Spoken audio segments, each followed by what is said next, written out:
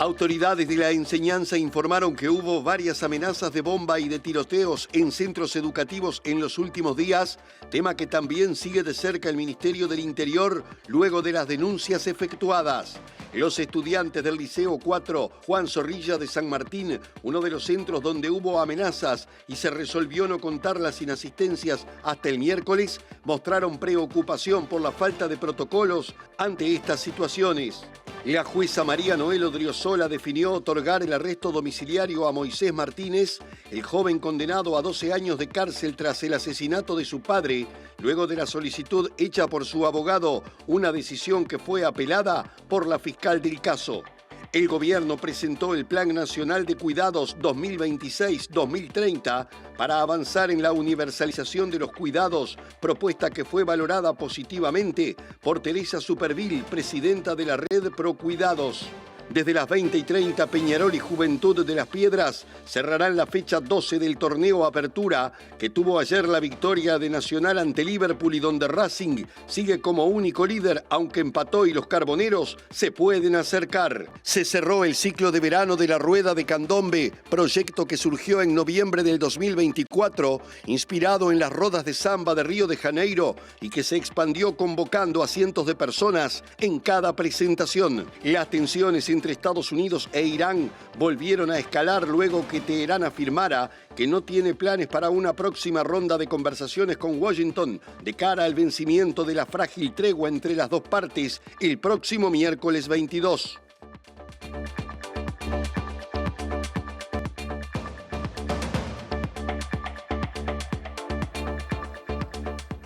Buena semana, ¿cómo andan? Bienvenidos, bienvenidas. Empieza una nueva edición central de Info Capital en la pantalla de TV Ciudad. ¿Cómo te va, Natalia? Bien, ¿y tú, Martín? Muy bien. Un lunes cargadísimo de información así que los invitamos a acompañarnos en esta hora de noticias. Así es, primer tema de este día. Les contamos que Moisés Martínez va a esperar con arresto domiciliario la sentencia firme por el homicidio de su padre, luego de que su defensa argumentó que no hay riesgos procesales en la investigación y entonces pasará el tiempo de espera con doble tobillera electrónica en la casa de su madre, tendrá custodia y también cierre de fronteras. Resolución provisoria, es una resolución cautelar. Estábamos contentos, pero tenemos que ser cautelosos. Un optimismo moderado porque todavía queda la batalla definitiva, que son los recursos, donde tenemos que desarrollar un trabajo técnico que tiene que estar a la altura de un debate muy complejo, que es un caso singular en la historia procesal penal reciente de este país, pero dimos un paso, que es importante. Esta resolución es provisoria, está sujeta a apelación, Fiscalía la apeló, pero nosotros entendemos que tiene la contundencia para hacer una resolución definitiva, porque nos enseña que en Uruguay una persona, hasta que no sea demostrado que es culpable por sentencia firme, tiene derecho a la prisión domiciliaria, como es en este caso, y sobre todo a reencontrarse con sus hijos. Además, la jueza penal María Noel Odriozola aseguró que los debates que se generaron en torno al caso no tienen que ver con los procedimientos en la justicia. Este caso generó un juicio paralelo en la sociedad. Eso es legítimo y puede llegar a ser útil muchas veces para repensar situaciones y leyes. Yo no reniego eso, al contrario, me parece que esté bien. Pero ese juicio paralelo de la sociedad muchas veces no es con el proceso que nosotros tenemos. Esto no debe condicionar a la justicia de ninguna manera, porque estamos en un Estado de Derecho. Quien debe fallar conforme a derecho y con las pruebas que surgen en el proceso, que se entiende y lo repito, con las pruebas que surgen en el proceso. Y esta decisión de permitir el arresto domiciliario a Moisés Martínez significó un alivio para su familia que no tenía expectativas favorables sobre este fallo. Veníamos sin expectativas realmente, no organizamos nada, porque ya veníamos desesperanzados, o sea que esto sí nos toma como por sorpresa. ¿Le sorprende que la misma jueza que lo haya condenado ahora le da la posibilidad del arresto domiciliario? Sí, pero no, entiendo que es una posibilidad. Nosotros en ese momento no sabíamos que eso era una posibilidad. Ya en Uruguay han habido sentencias que aún no están firmes porque falta la apelación y en hipotético caso casación. Y igual la persona ha esperado en su casa con delitos más graves, que para mí más grave que mates a un padre que ejerció violencia es que hayas abusado. Entonces, nada, eso. Sí, venía desesperanzada, es la realidad. ¿Qué te pareció cuando habló Moisés, lo que dijo? divino, o sea, hay una faceta de Moy que nadie conoce, que él es así, es un amor de hermano, es un amor como papá, pudo romper con todo ese círculo de violencia que era nuestro padre, entonces nada, eso. Andrea Tuana, la última vez que estuvimos acá hablaba justamente de los errores del sistema. ¿Esto cambia alguna vez tu percepción de la justicia? Bueno, yo creo que esto trae un poco de alivio a una justicia que fue durísima, todo este año de prisión preventiva, el no haberse podido en primera instancia lograr la absolución, bueno, creo que ha sido muy duro, que no se ha podido tener en cuenta todo lo que llevó a que Moisés terminara en esa acción. Y bueno, creo que esto trae alivio, claramente. Ahora cambiamos de asunto. La Policía Nacional identificó a algunos de los autores de las amenazas que se vienen registrando en una treintena de liceos del país y las investigaciones fueron puestas a disposición de la Fiscalía General de la Nación. Según el director de investigaciones de la Policía Nacional, Julio Sena, los episodios registrados son hechos aislados que surgen a imitación de un reto viral acontecido ya en otros países. No podemos decir que exista un grupo, sino que son hechos aislados que ocurren en determinados departamentos, indudablemente que influenciados por modalidades que vienen de otros países, como ha ocurrido en la región. ¿Pero hay un efecto contagio de alguna manera? ¿Es un contagio, digamos, de lo que viene pasando en Argentina? Generalmente las cosas malas se contagian siempre y Uruguay también, por suerte, siempre llegan tarde o último, digamos, ¿no? Y eso no nos deja de afectar. Indudablemente, como dije anteriormente, estos hechos ya ocurrieron en otros países en tiempos anteriores. No podemos decir que sea un contagio, puede ser una imitación.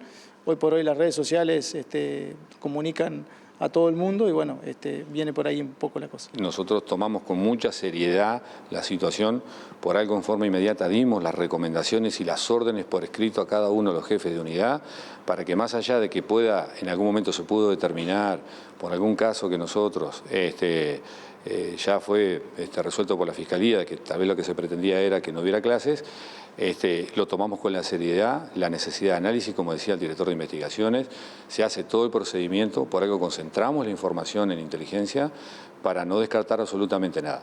¿Cuántas personas presuntamente responsables están identificadas en todo lo que son las amenazas?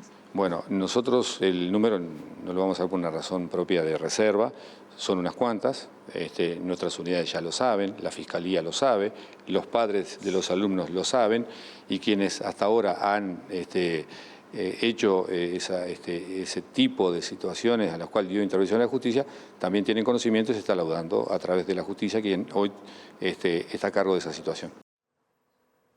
Y la directora general de Educación Técnico Profesional, la ex UTU, Virginia Verderese, informó que hubo 3 o 4 amenazas telefónicas de bomba y tiroteos a centros educativos dependientes de ese organismo y recordó que existe un protocolo de actuación para estos casos. Cuando se detecta alguna situación, nos manejamos con los protocolos habituales, con mucha confianza en el trabajo, con los centros abiertos y así generando una instancia de diálogo con los equipos docentes, con los estudiantes y bueno, las medidas que se tengan que tomar en la medida que efectivamente se encuentre alguna situación concreta. Empezaron en Maldonado, alguna en Minas, alguna en Montevideo, pero rápidamente, yo tengo mucha confianza en los directores de los centros que rápidamente generaron las denuncias policiales y allí, bueno, de alguna manera se pudo revisar de dónde venían esas denuncias. Así que trabajando en la interna del centro educativo, en lo educativo que es lo que nos corresponde. En otras épocas, capaz que nuestras o de ustedes, eran aquella de la amenaza de bomba, ¿no? Y eso generaba distorsión. Hoy también a veces hay alguna amenaza de bomba, pero hoy contamos con sistemas que nos permiten rápidamente habilitar. Entendemos que nosotros debemos trabajar en articulación con el Ministerio, pero básicamente trabajar lo educativo, que es lo que corresponde a trabajar allí. Y bueno, estamos revisando también el uso de los celulares, cómo se manejan dentro de los centros educativos. Eso es un trabajo que venimos haciendo no solamente en UTU, sino también con CODICEN. En este contexto, la dirección del Liceo número 4 de Montevideo, Juan Zorrilla de San Martín, resolvió no contabilizar las inasistencias hasta el miércoles inclusive, debido a las amenazas de tiroteo recibidas el viernes mediante mensajes escritos en los baños de la institución, hecho que generó preocupación y también dudas acerca del manejo de estas situaciones en los centros de estudio. La primera amenaza radica en el viernes. En realidad, o sea, es la primera amenaza, se supone que es el viernes. Yo personalmente no estaba enterado, me entero después de que en el baño de varones del liceo había escrito en uno de los baños como, o sea, escrito en la foto, estaba escrito con marcador, algo al estilo tiroteo, el lunes. En estas 2 semanas hay escritos. Muchos alumnos tenían el día de hoy, el día de mañana y el miércoles tenían escritos. Y no puede ser el protocolo con el que nosotros funcionemos ante este tipo de situaciones. Evidentemente, secundaria no tenía ni los protocolos, ni los insumos, ni los documentos, ni la estructura para poder manejar esta situación. Porque es inviable que esto sea la manera regular cada vez que alguien escribe algo en un baño. Es por sentido común, esto no puede pasar que cada vez que alguien escriba un cartel en un baño, se estén suspendiendo las clases y está entrando la policía al liceo. Que no pasan falta los alumnos, pero los docentes y los funcionarios no docentes tienen que ir. No tienen, en principio, no tienen ningún tipo de permiso de inasistencia. Si estamos partiendo de la base de que puede ser un riesgo para la vida de alguien, entonces es un riesgo para la vida de todos. No es un riesgo de la vida solo para los estudiantes.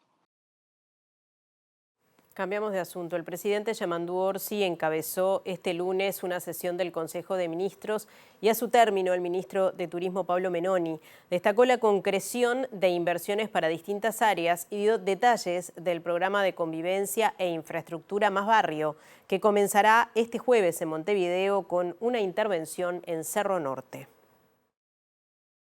Primero hablamos sobre las inversiones por el entorno de $1.000 millones.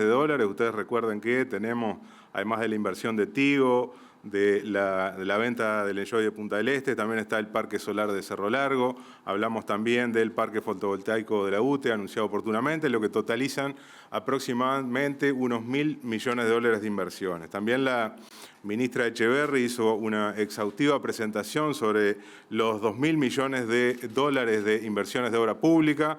También nos comentó de que tenemos 77 contratos en ejecución, 9 licitaciones publicadas y también se planteó la importancia de la conectividad, tanto del transporte metropolitano como el transporte ferroviario.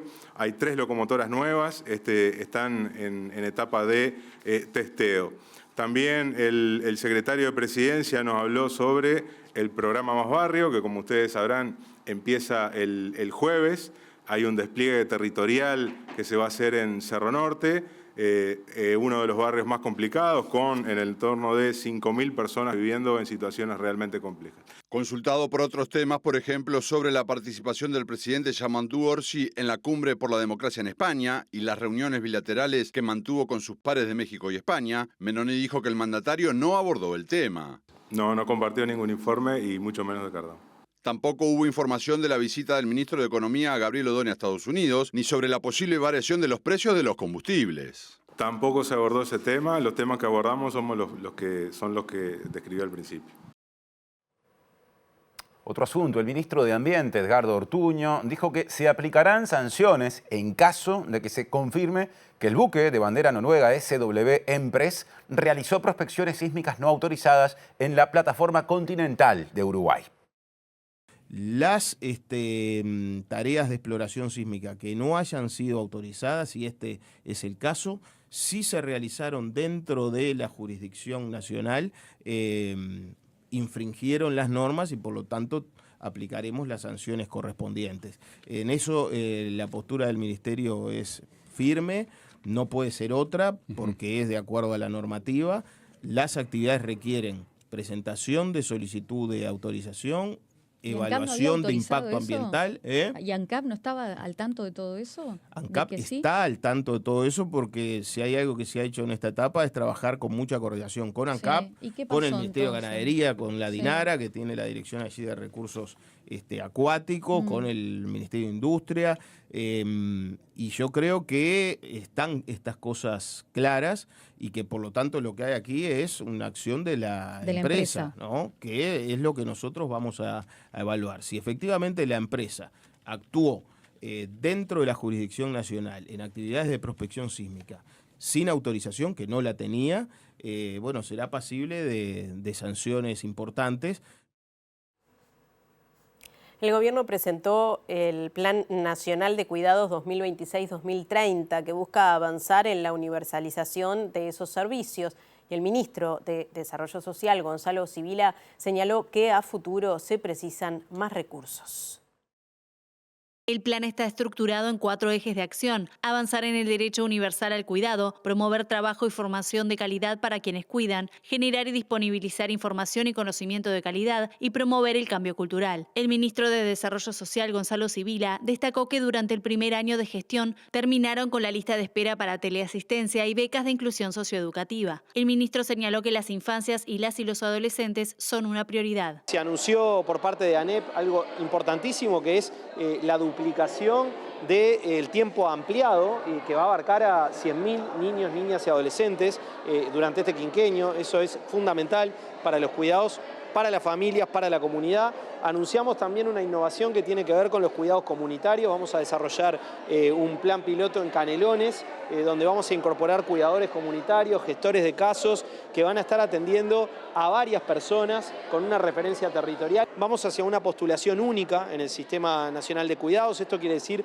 que las personas puedan plantear sus necesidades de cuidados y nosotros, con políticas diversificadas, poder dar respuesta. El sistema necesita para proyectarse más recursos en el futuro, pero esto es algo que a medida que vayamos avanzando en las distintas etapas del plan, iremos conversando obviamente a la interna del gobierno. Hay una propuesta en el marco del diálogo social también de trabajar en un diseño de financiamiento sostenible en el tiempo, específico para el sistema de cuidados, que no dependa exclusivamente de rentas generales. Sibila se refirió a los debes del sistema de cuidados.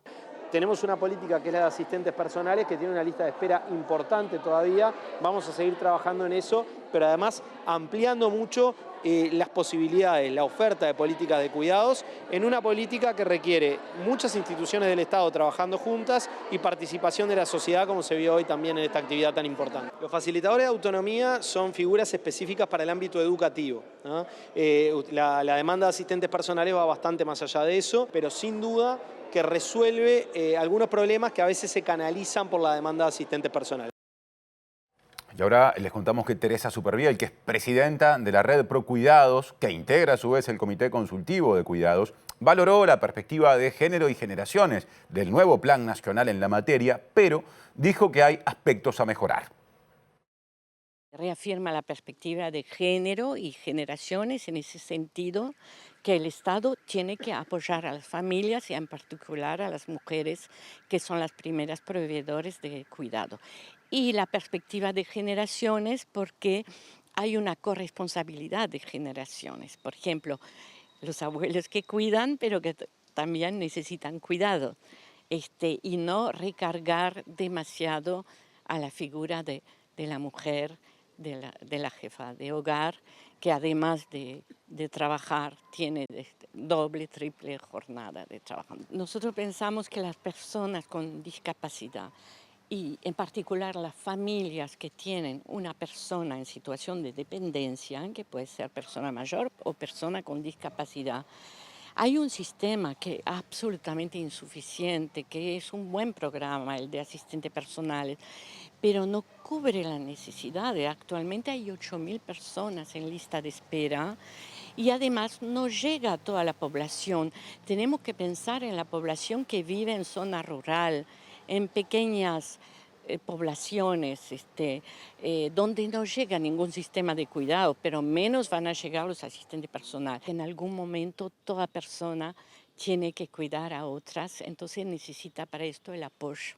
Por eso hablamos de trabajar en corresponsabilidad, el Estado, que es el primer responsable, conjuntamente con las comunidades y las familias. También el sector privado está involucrado para que se haga efectivo ese derecho. Desde UTE nunca vamos a pedir contraseñas, códigos o números de tarjeta. Prende la lamparita. Verificá siempre a través de los canales oficiales. Informate más en ute.com.uy. Ahora salimos del estudio, nos vamos acá cerquita a la huella de Sereñi, la sede del Frente Amplio, donde está Martín Duarte. Contanos, Martín, ¿qué pasa por ahí? Sí, Natalia, luego de lo que fue una reunión del intendente de Montevideo, Mario Vergara, con la mesa departamental de Montevideo, se está presentando el itinerario, lo que van a ser 8 charlas y encuentros con los vecinos y vecinas que se van a estar realizando en 8 municipios de Montevideo. Van a ser ciclo de mesas itinerantes que estará comenzando el próximo martes en el municipio Seacho. Está haciendo referencia sobre estos encuentros el intendente de Montevideo, Mario Vergara. De relacionamientos políticos, en cuestiones de cómo afectan y cómo se expresan las demandas de la gente, que es en última instancia lo que determina nuestras prioridades. Hablaremos con los vecinos y vecinas, bueno, de cómo avanzamos en un reacomodo de la plataforma financiera de la Intendencia en estos meses, de manera tal de generar justamente la base para poder desarrollar con más potencia las políticas que el Frente Amplio puso sobre la mesa a partir de su programa departamental en la campaña electoral. A partir de las iniciativas y los compromisos que el Frente Amplio definió para la labor de la Intendencia de Montevideo para la administración de estos años. Y bueno, a partir de esa perspectiva, de esas demandas, de esas prioridades y de esos compromisos, entender que estamos generando la plataforma más adecuada para llevarlas adelante, ni que hablar que un paso muy importante que hemos dado es el de la aprobación del presupuesto departamental en la Junta Departamental, que cuando uno ve la distribución de recursos en las distintas áreas que lleva adelante la Intendencia, ahí queda muy claro dónde están fijadas las prioridades. La Intendencia desarrolla una infinidad de tareas, muchas son bien valoradas por la población y hay algunas que obviamente son los principales desafíos, lo que tiene que ver con el desarrollo ambiental y la recolección de residuos, lo que tiene que ver con los temas de la movilidad y el tránsito.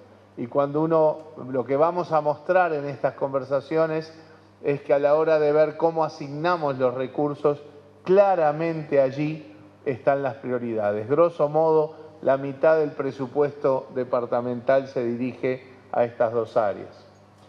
También es conocido que por fuera de los recursos presupuestales estamos solicitando a la Junta Departamental trabajar en planes que queremos terminar de conformarlos con mucha participación de todos los partidos políticos que integran la Junta Departamental, de todos los alcaldes, alcaldesas y consejos municipales de los 8 municipios, que tienen que ver también con elementos que son demandados por los vecinos y las vecinas, que todos entendemos, de todos los partidos, que son cosas que la Intendencia tiene que llevar adelante.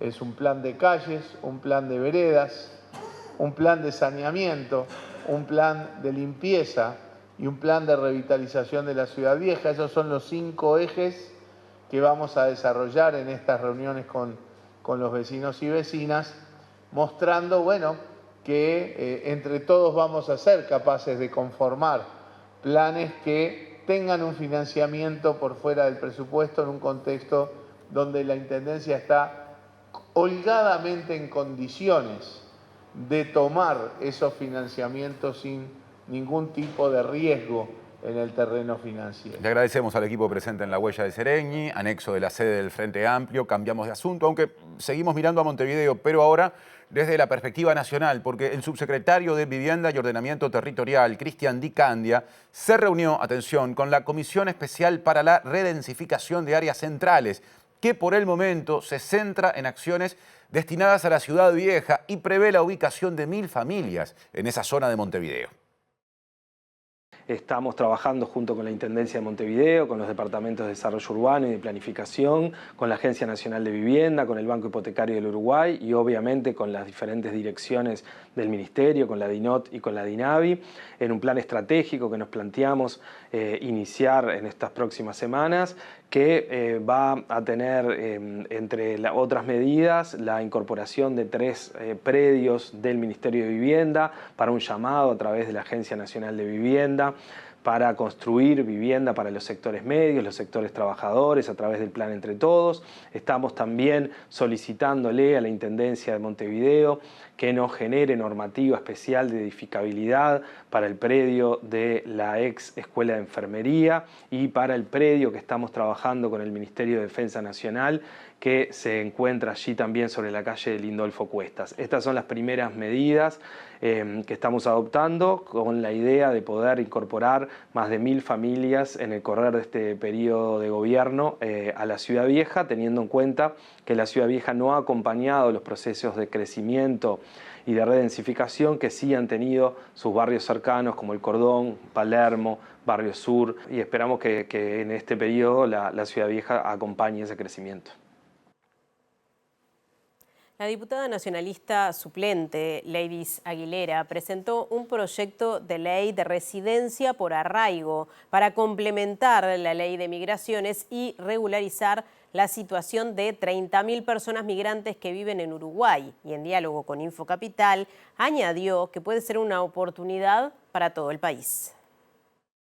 Es un proyecto que busca regularizar a miles de personas que en estos momentos se encuentran en un limbo migratorio. Son personas que en su mayoría, por supuesto, entraron al país, solicitantes de refugio, están en espera de una respuesta a su estatus migratorio. Son alrededor más de 30.000 personas, donde la mayoría de estas personas actualmente no pueden acceder a una residencia permanente. Entonces, lo que se pretende con este proyecto precisamente es regularizar esta situación ya preexistente y que estas personas que ya se encuentran acá en Uruguay, que ya se encuentran insertas en la sociedad, que ya tienen arraigo, que ya tienen empleo, que sus hijos están dentro del sistema educativo, puedan efectivamente acceder a una residencia permanente. Mencionar además que la migración fundamentalmente, además de un acceso a derechos, puede ser también una oportunidad estratégica para el Uruguay.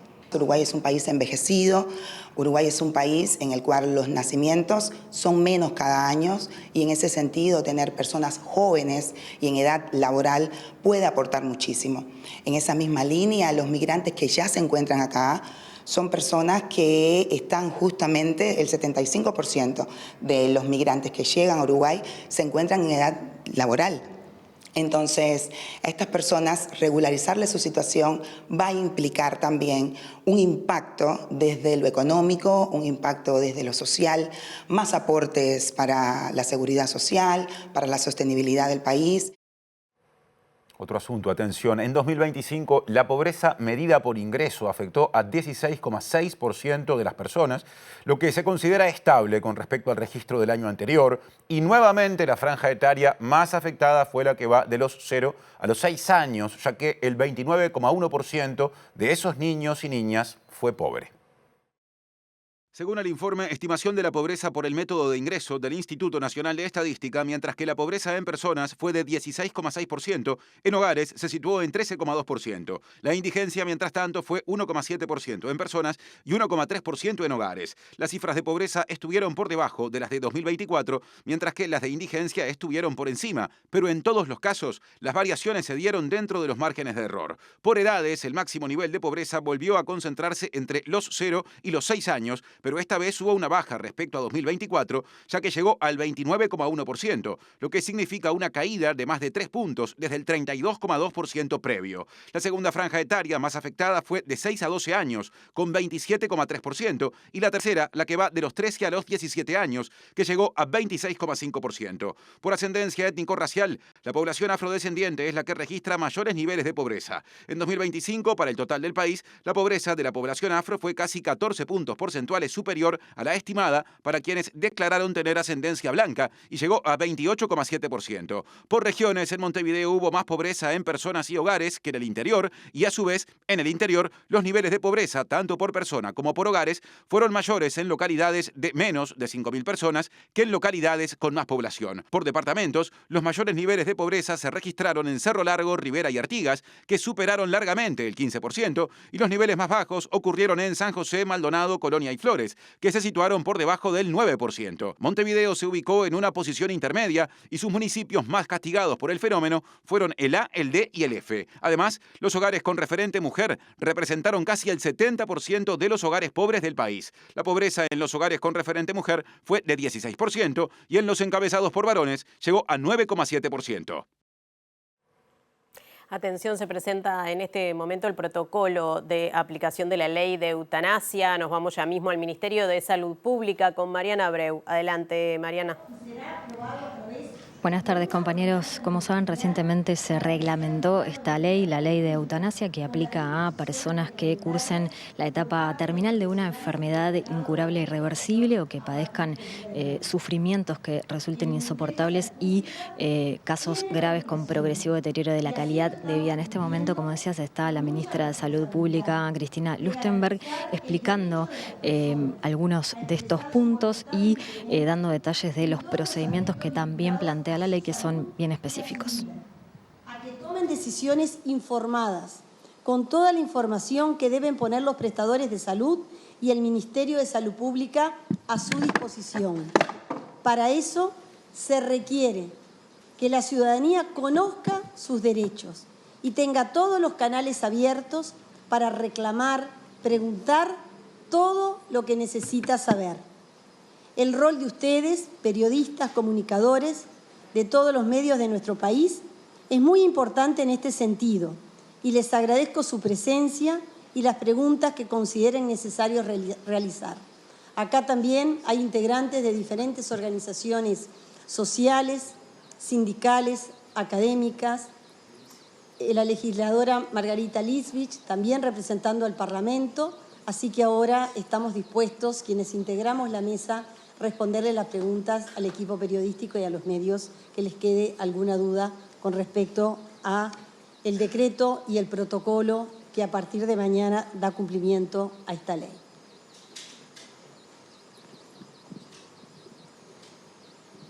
Buenas tardes, ministra. Estamos en vivo para TV Ciudad. Quería consultarle si hay una suerte de listado más específico acerca de las enfermedades que se van a tener en cuenta y si también esta ley considera padecimientos psíquicos, no solamente físicos, digamos. Físicos o psíquicos. Doctor Martín Revela va a contestar esta pregunta. Sí, sobre la primera parte de la pregunta, no hay un listado específico porque las condiciones que pueden determinar que un paciente padezca una situación como está definido, una enfermedad progresiva, incurable y que genere una serie de padecimientos físicos, psíquicos, es básicamente múltiples condiciones crónicas pueden generar esa situación clínica. Por lo tanto, como está definido en el decreto reglamentario y como está luego también en el protocolo, queda claro para los médicos actuantes que esto no está vinculado a una patología en particular, sino a cualquier patología o múltiples patologías, porque a veces no es una sola, sino es una sumatoria de condiciones, de enfermedades crónicas, progresivas y irreversibles, que son las que determinan esa situación de sufrimiento físico, psíquico al paciente. Y sobre el segundo aspecto de la pregunta, obviamente las enfermedades y las condiciones de salud determinan sufrimiento en diversas dimensiones. Y no solo en el dimensionamiento físico, sino también en la dimensión psíquica de las personas. Por lo tanto, la afectación psíquica y cómo la persona percibe ese sufrimiento, obviamente es tenido en cuenta y es parte de lo que determina el padecimiento y por lo tanto que puede ser incluido en los criterios de admisibilidad para solicitar la eutanasia. Pero no es una condición única ni un sufrimiento único, sino es una situación de salud que determina un sufrimiento a la persona en las distintas dimensiones en que persona padece ese sufrimiento y que la que va a determinar si se cumple o no la admisibilidad y que como establece la ley y el decreto y el protocolo, no va a ser un solo médico el que evalúe, sino que por lo menos van a haber 2 médicos que evalúen a esa persona en distintos momentos y eventualmente, si no hay coincidencia en esa evaluación, va a haber una junta integrada por otros 3 profesionales, como lo establecía la ley. Doctora Ferreira, ¿usted alguna observación?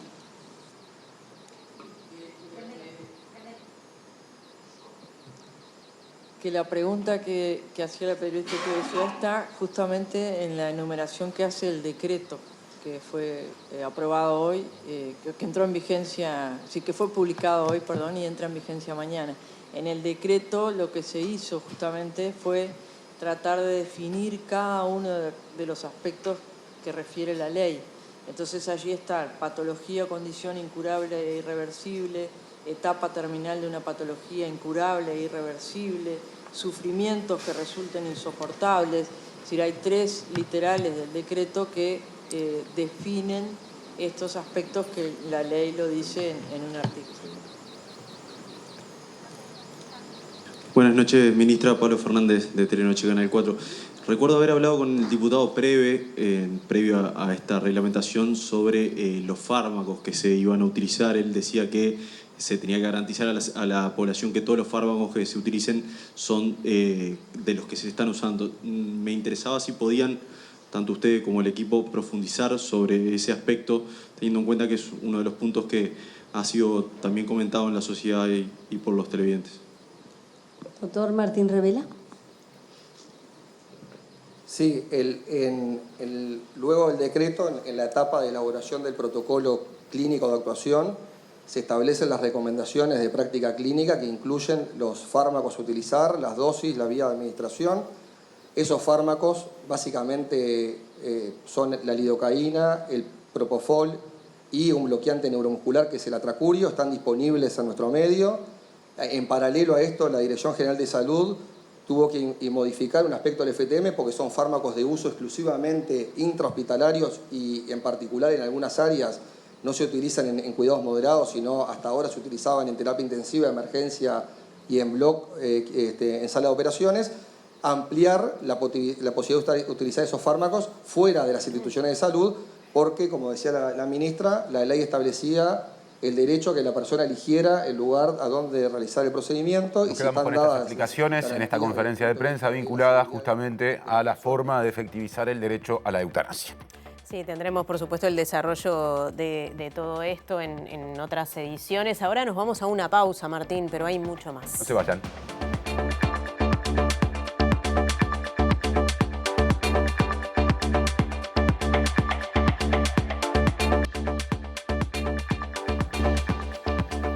Este es el segundo bloque de la edición central de Infocapital, pantalla de TV Ciudad. Les contamos que el presidente del Sindicato Único de las Telecomunicaciones, Gabriel Molina, dijo a Infocapital que Sutel pedirá a las autoridades de Antel una campaña más agresiva para difundir sus productos y servicios ante la reciente llegada de la multinacional Tigo, que adquirió el paquete accionario de Movistar en Uruguay. Sabíamos que iba a caer en algún momento Tigo, una empresa multinacional muy grande, donde hace una campaña muy agresiva. Y bueno, nosotros como trabajadores estamos preparados para salir a la cancha a defender nuestra empresa y aprender y a ofrecer los servicios que Antel tiene, que son muy buenos, desde los contenidos, el fútbol, el carnaval, todo lo que Antel tiene hoy viene creciendo, y también la calidad en lo que tiene que ver con la telefonía. Eso es importante e interesante, y bueno, y plantearle a las autoridades de Antel que tengan más agresión a la salida, porque es evidente que el escenario es distinto. Las cuestiones que de alguna forma nos corresponden a nosotros las vamos a hacer y le estamos exigiendo a las autoridades de Antel que, bueno, que en este marco tenga una iniciativa más agresiva que la que está teniendo hasta ahora. Sutel habilitó un vacunatorio en su sede que funcionará hoy y mañana de 8:30 a 12:30 para ofrecer principalmente la vacuna contra la gripe. Son 200 dosis que están disponibles en el local de Miguelete 2332.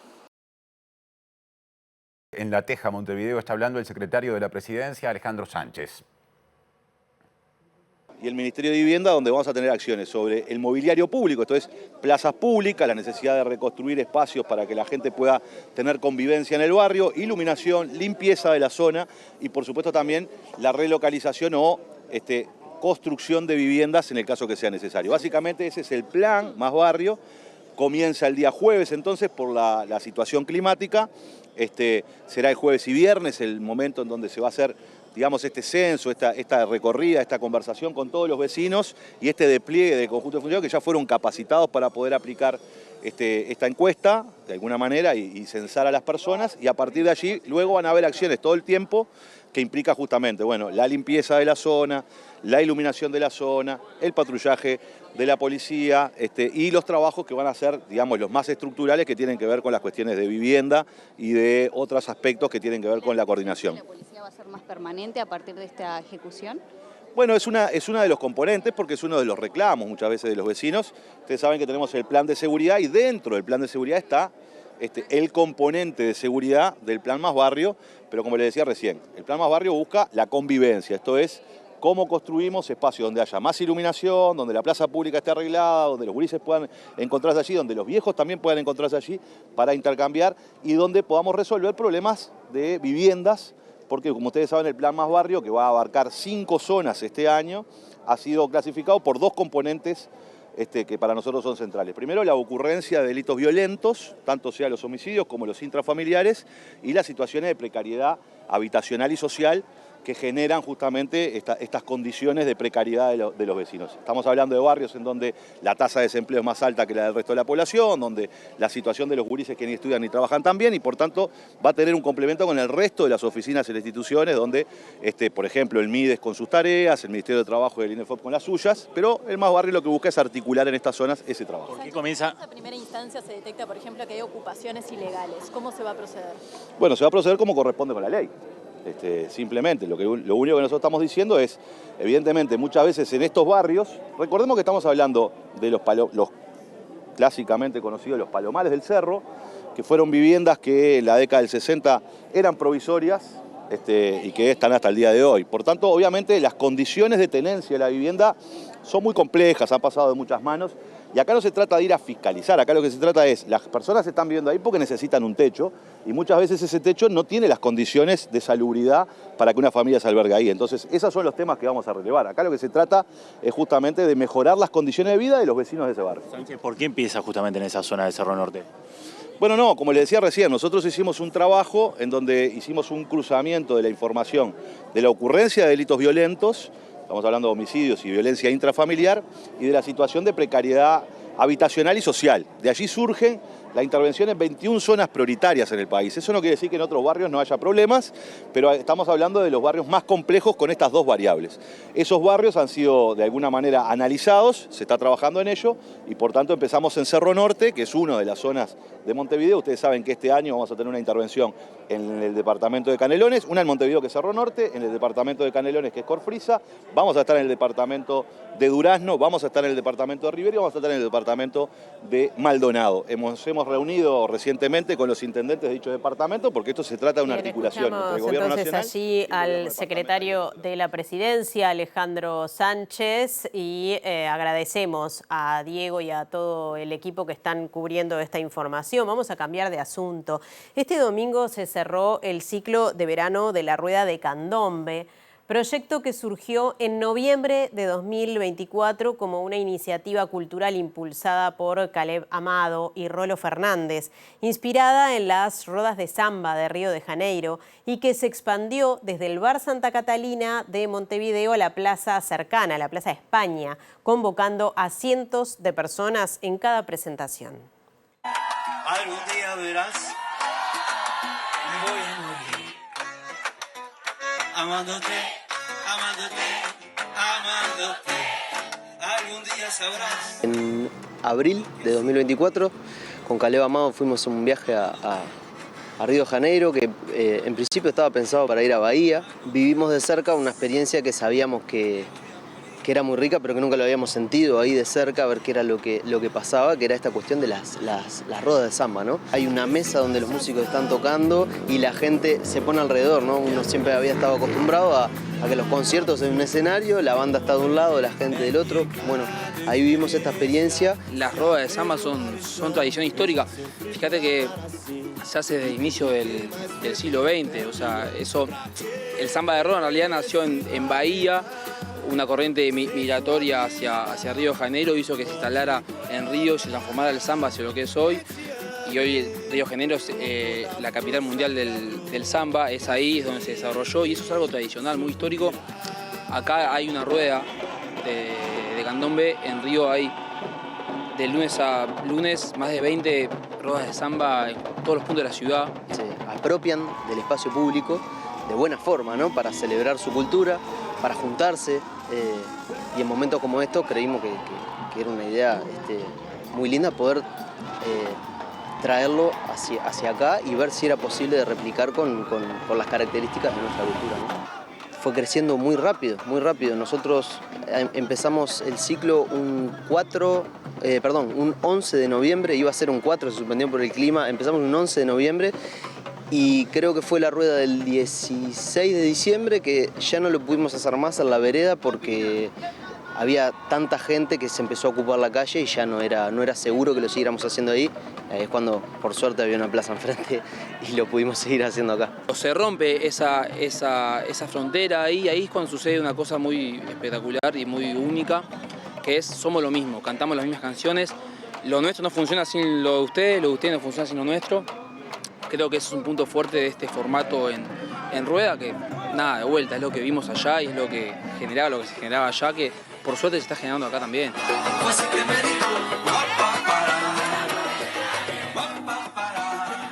Y la rueda de candombe adquirió dimensión internacional, porque por un lado representó a Uruguay en el Festival de Cannes y también, por otro, les cuento, participó del nuevo disco de Jorge Drexler, titulado Taracá.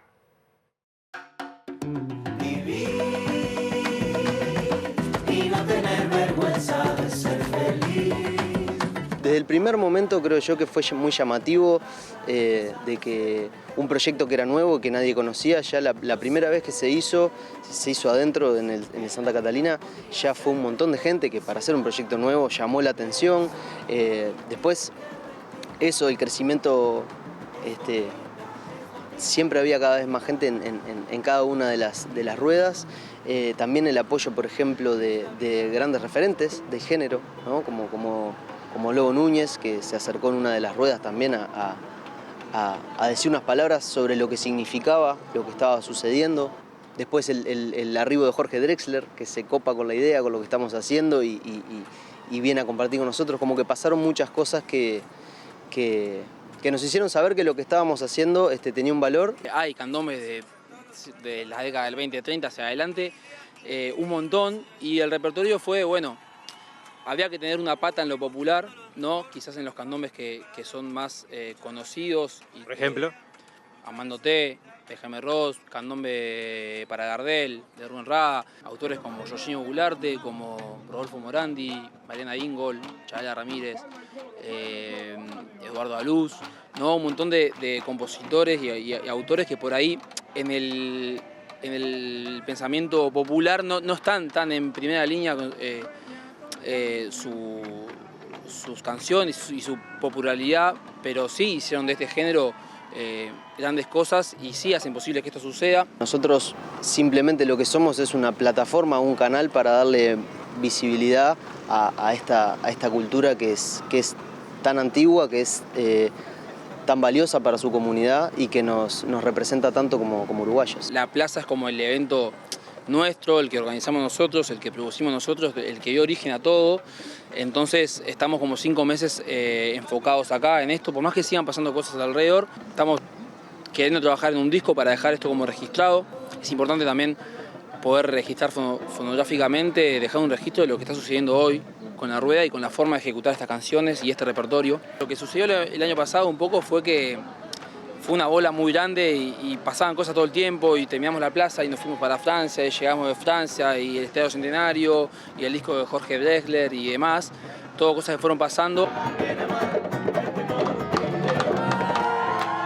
Presenta Mercado Agrícola de Montevideo, en el corazón de un barrio donde late la ciudad. Mercado de Historias. Mercado de Historia.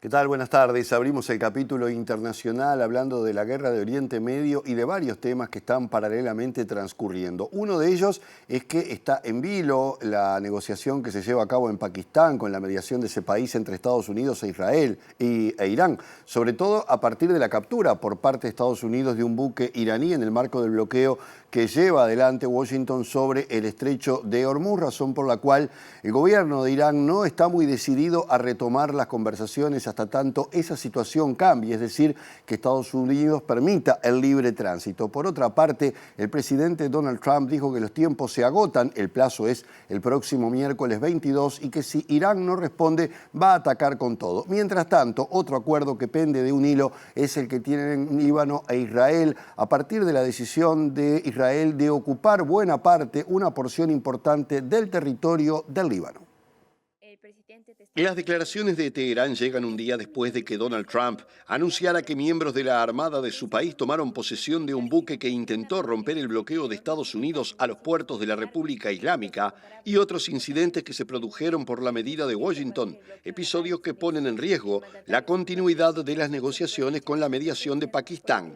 En otro orden, el presidente chino Xi Jinping abogó en una conversación telefónica con el príncipe heredero de Arabia Saudita Mohammed bin Salman por un alto al fuego inmediato e integral y por asegurar una libre navegación por el estrecho de Hormuz, e insistió en que las disputas deben resolverse por medios políticos y diplomáticos, al tiempo que apoyó todos los esfuerzos que contribuyan a restablecer la paz, según informó la agencia estatal Xinhua. Xi Jinping aseguró que China apoya que los países de la región asuman el control de su propio futuro en la construcción de un entorno compartido de buena vecindad, desarrollo, seguridad y cooperación, en un momento de creciente expectativa ante la segunda ronda de negociaciones de paz entre Estados Unidos e Irán, en la que Teherán se ha negado a participar hasta que Washington levante su bloqueo marítimo sobre el estrecho de Hormuz. En el Líbano, en tanto, donde rige un precario alto al fuego desde el 16 de abril, el ejército israelí ha publicado por primera vez un mapa que delimita la zona tampón que Tel Aviv busca imponer de facto en el sur del país, una región con una profundidad de 10 kilómetros que incluye una zona marítima frente a las costas libanesas y se extiende hasta el valle de la Bekaa en el este del país y que, según fuentes libanesas, representa el 8% del territorio del país, desde la costa mediterránea hasta las estribaciones de los Altos del Golán ocupados por Israel. El presidente colombiano Gustavo Petro agregó un nuevo elemento a la tensión que vive con su homólogo ecuatoriano Daniel Noboa, a partir de unas declaraciones que hizo el mandatario ecuatoriano a un medio colombiano sobre vínculos del presidente Petro con el líder narcotraficante ecuatoriano alias Fito, líder del poderoso cártel de los Choneros.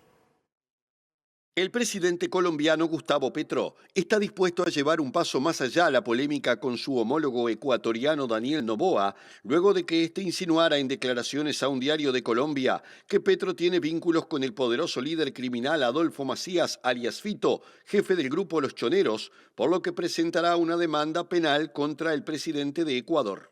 Petro anunció su decisión en una publicación en X, en la que no dio detalles sobre la demanda ni en qué país ni tribunal tiene previsto presentarla, amenaza que es el último giro en la disputa en curso entre los presidentes ideológicamente opuestos, cuyos países luchan contra el aumento de la delincuencia impulsado por el narcotráfico.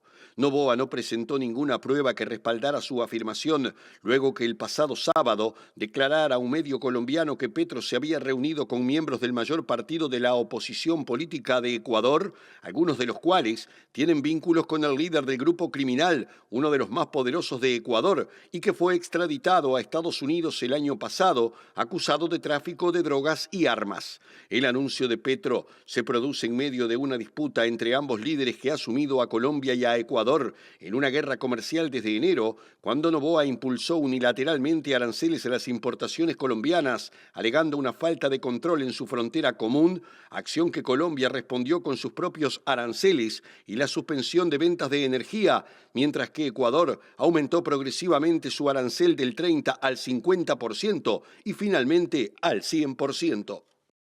Presentó Mercado Agrícola de Montevideo, en el corazón de un barrio donde late la ciudad. Mercado de Historias. Mercado de Historia. Números de cierre. Ya mismo cotización de algunas monedas en plaza. Estamos llegando al final de nuestra edición, pero antes les contamos cómo cotizó el dólar en pizarra al cierre de esta jornada. Subió 38,45 en la compra, 40,85 en la venta. Estable el peso argentino, 0,02 y 0,2. Estable el real, 7,30 y 9. Subió el euro, 44,22 y 49,52. Y la unidad indexada cotizó en 6,5142.